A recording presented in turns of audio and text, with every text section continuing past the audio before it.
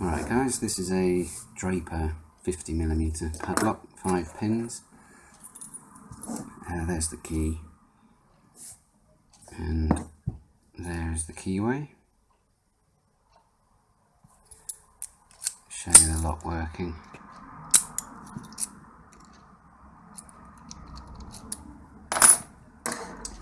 I'm going to single pin pick and use top of the keyway tension.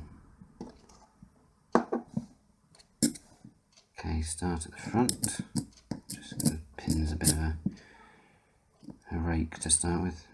Okay, pin 1, pin 2,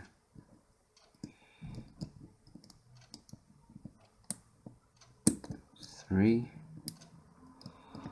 I'm not a dentist. Pin 4.